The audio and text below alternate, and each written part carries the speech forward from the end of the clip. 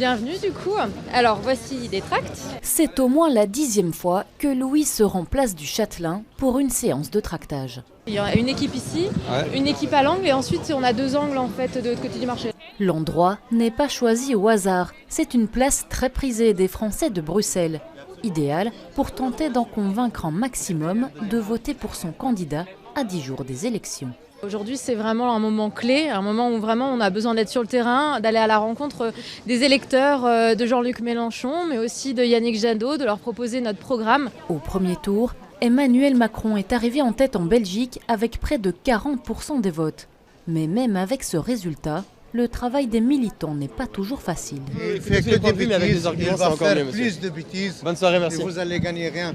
Gillian ne se décourage pas et continue sa mission. Au premier tour, j'ai voté pour Jean-Luc Mélenchon. Là, je vais voter très vraisemblablement, enfin mon choix n'est pas tout à fait fait, mais à 90% pour Emmanuel Macron. Et ça me fait très mal de voter pour lui. Mais vous irez voter parce que j'ai pas le choix. On n'arrivera pas à les convaincre et les faire changer d'avis comme ça en quelques minutes sur un marché un soir de semaine alors que tout le monde a envie de prendre un verre, etc. Non, ce qu'on essaie de dire aux gens, c'est de se mobiliser pour le deuxième tour parce que c'est une vision de la France contre une autre vision de la France qui est absolument terrible.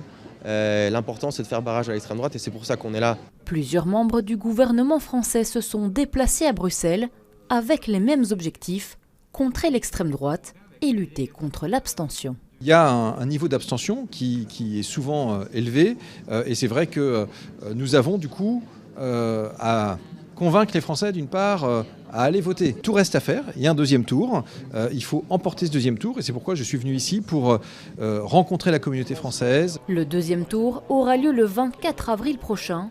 D'ici là, les militants vont poursuivre leur bataille.